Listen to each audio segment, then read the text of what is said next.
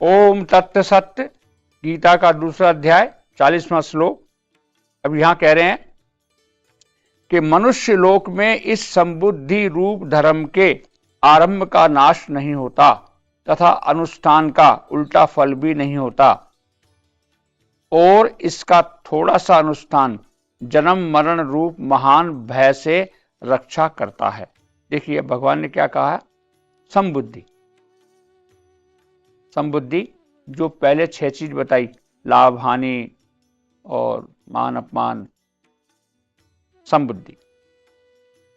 समता का केवल आरंभ भी हो जाए,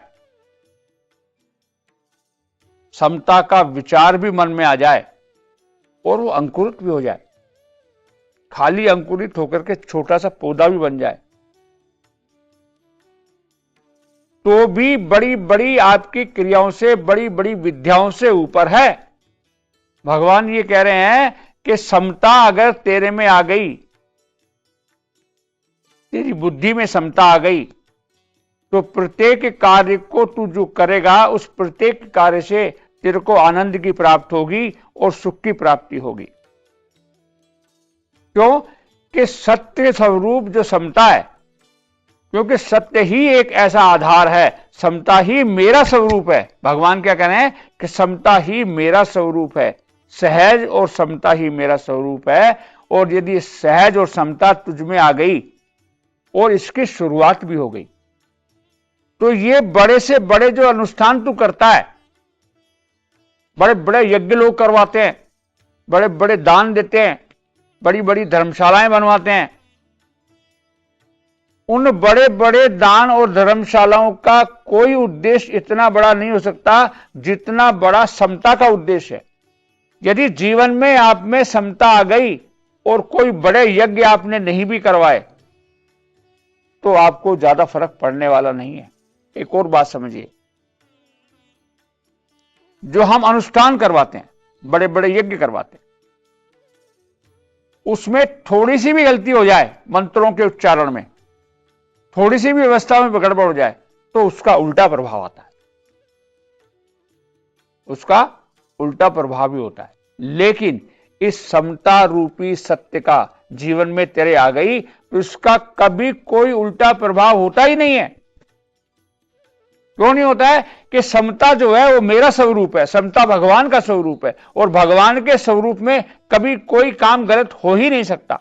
तो भगवान क्या प्रेफरेंस कर रहे हैं कि हे अर्जुन, अर्जुन को बोलते हुए हमको संबोधित कर रहे हैं कि हे मनुष्य, यदि तू तेरे जीवन में कर्म के प्रति समता लिया है,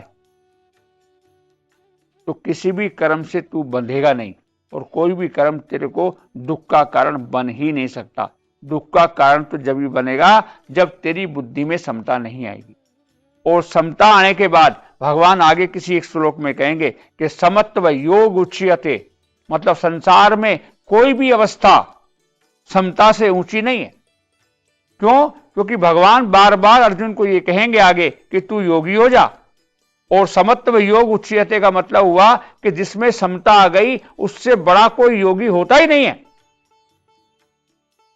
तो समता की साधारण बात भी अगर आपके जीवन में आ जाती है, तो आपने उस विद्या को सीख लिया, उस बात को सीख लिया जिससे कर्म बंधन से मुक्ति का साधन आपका बन जाता।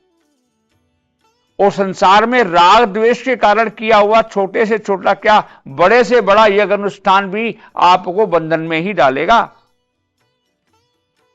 मतलब बड़े से बड़ा यज्ञ करवाया आपने, हजारों लाखों आदमियों का जीवन करवाया, बड़े बड़े यज्ञ करवाया और समता नहीं आई, तो उसका कोई मतलब नहीं निकला। वो आपके दुख में और दुख बढ़ाने वाला ही होगा, आपको सुख पहुंचाने वाला नहीं होगा। लेकिन यदि आप में छोटे से कर्म को करते हुए समता आ गई, दुख सुख समान लगने लगा, मान अपमान समान लगने लगा, तो आपको अभयता आएगी। या भगवान किस पे सब जोर डाल रहे हैं? समता पर। यदि समता को पूर्ण रूप से किया जाएगा तो निश्चित तौर से आपको गीता का लाभ मिलेगा। और गीता का ये जो उद्देश्य है समता का, सहजता और समता का, यही मनुष्य जीवन का मूल उद्देश्य है कि उस मनुष्य जीवन में किस प्रकार सहजता और समता प्राप्त हो। इस पूरी गीता में जितने साधन आएंगे उन सभी साधनों का मूल उद्देश्य जो रहेगा वो सहजता और समता ही रहेगी, क्योंकि समता ही योग की सबसे ऊंची अवस्था है। और गीता में 18 के 18 अध्याय जो हैं वो सारे के सारे योग पर आधारित है।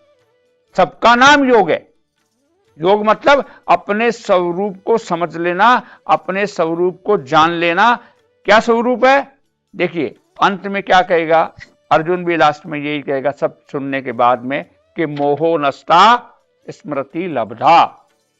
मोहो नष्टा स्मृति लब्धा मतलब मेरा जो अज्ञान था वो समाप्त हो गया और स्मृति लब्धा याद आ गई।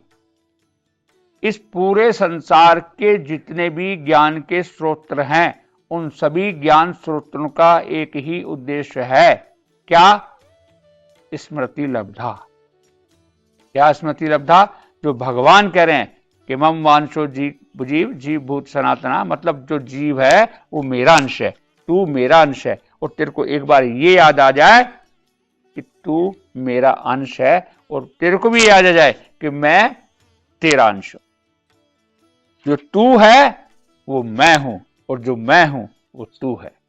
तो गीता आपको भगवान बनाती है, गीता आपको उस काबिल बनाती है, वो उसमें आपको मिलाती है। और ये किससे प्राप्त होने वाला है? समता से। समत्व योग उच्यते, सबसे ऊंची अवस्था योग की समता है। और भगवान यहां जितनी क्रियाएं कराएंगे, जितने श्लोक बताएंगे, जितनी बातें बताएंगे, उन सभी का मूल उद्देश्य है कि आपको अपने जीवन में समता किस प्रकार प्राप्त हो जाए। इसलिए प्रत्येक कार्य को बिना भय बिना लालच के स्वधर्म के अनुसार जो आपका कर्तव्य है उसको पूरा कीजिए और गीता की शरण में आइए, ताकि आपको अपने जीवन में लोक और परलोक, यहां और वहां अगर कुछ है तो दोनों में आपको पूर्ण रूप से सफलता प्राप्ति की गीता गारंटी देती है। ओम तत्सत्य।